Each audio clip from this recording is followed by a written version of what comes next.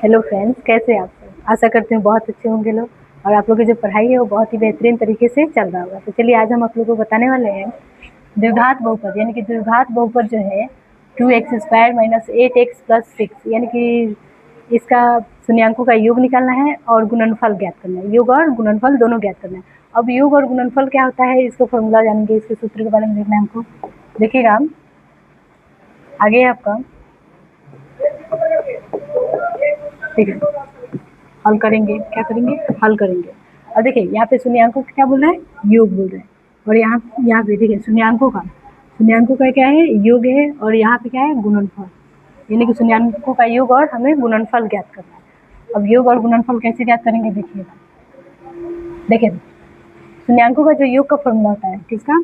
योग का जो फॉर्मूला होता है वो होता है -b/a। और जो गुणनफल का फॉर्मूला होता है वह होता है गुणनफल, यानी कि गुणनफल का जो फॉर्मूला होता है वो होता है आपका c/a।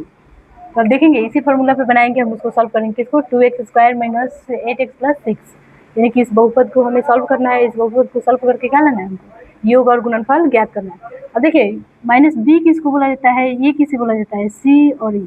इसको देखेंगे कि किसको बोला जाता है। तो देखिए आप लिख लीजिएगा साइड में, x² के गुणांक, किसको?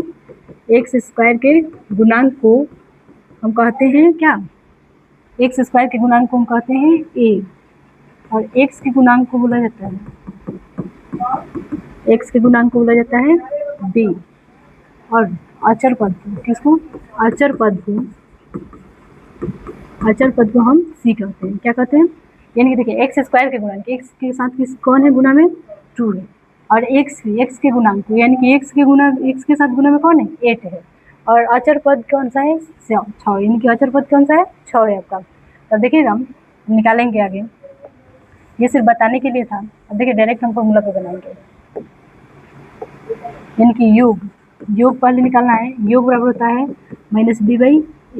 अब देखिए -b, यानी कि x² के गुणांक को क्या बोलते हैं? a बोलते हैं। हमको b लाना है, तो x के गुणांक को क्या बोला जाता है? b बोला जाता है। तो b क्या है इसमें?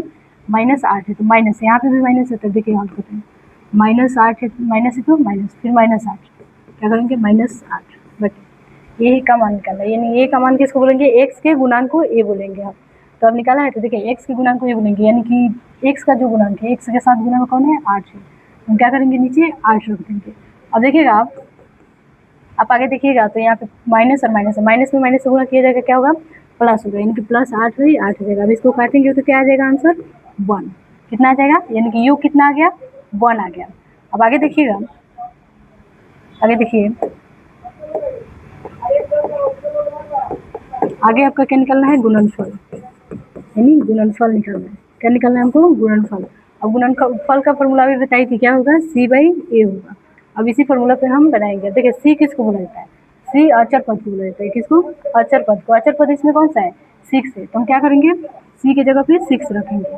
और a अभी बताइए किसके गुणांक है? यानी x² के गुणांक है। x² के साथ कौन सा है गुना में? 2 है।